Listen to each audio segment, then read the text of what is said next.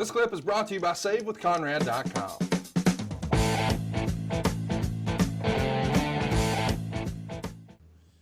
Let's talk about what happened 6 days later. And this is almost sort of forgotten in hindsight. Vince wrestles Shane in a street fight 6 days later at the biggest WrestleMania ever. They go 14 minutes and 12 seconds. Shane's even going to bust out the modified Van Terminator, which is a drop kick all the way across the ring into a garbage can, right into dear old dad's face.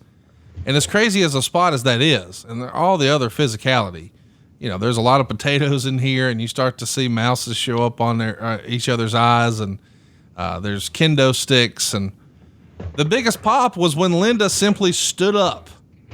Isn't that remarkable?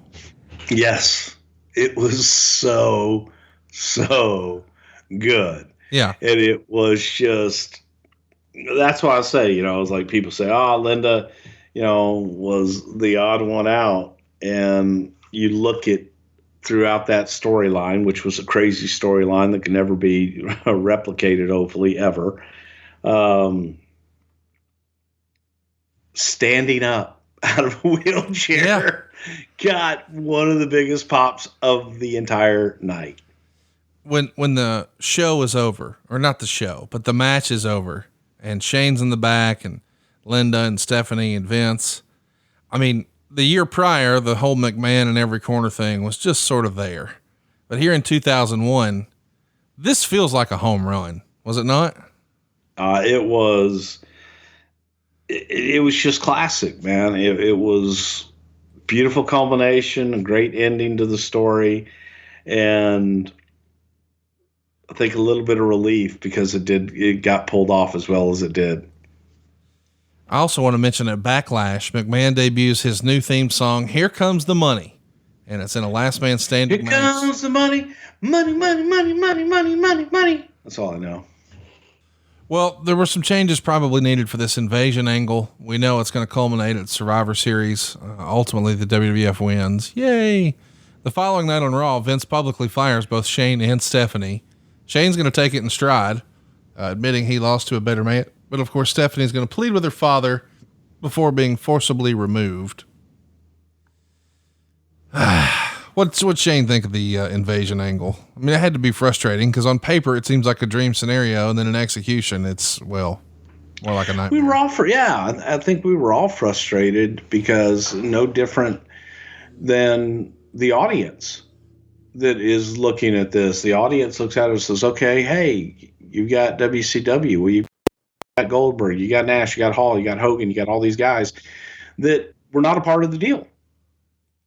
So it was just disappointing. And the talent that we thought we had, some of the young up and comers were not great.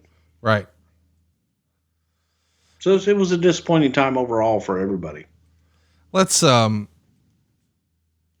about Shane as a fallout, as a casualty of this invasion thing, because once he's out of there, he's off TV for a while. I mean, he has a brief appearance on July 15th on Raw, but we don't really see him on TV for a bit.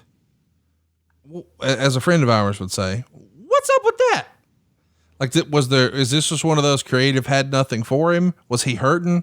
Did he want to not travel as much? Wanted to take on some more roles behind the scenes? Shane was a good character and then gone. Well, I think that Shane was looking at doing other things behind the scenes. Yeah. And devoting more time to that. The character needed a rest. It was a culmination of a lot of different things. But most importantly, he had other duties that he really wanted to focus on as well. Hey, it's Conrad Thompson. Thanks for checking out the podcast here on YouTube. Be sure to hit the subscribe button and the notifications bell so you get a notice anytime we upload some new content. And go save yourself some money right now. If you're in a 30-year loan or you have credit card debt, it's not a matter of if I can save you money. It's a matter of how much. Find out right now for free at SaveWithConrad.com.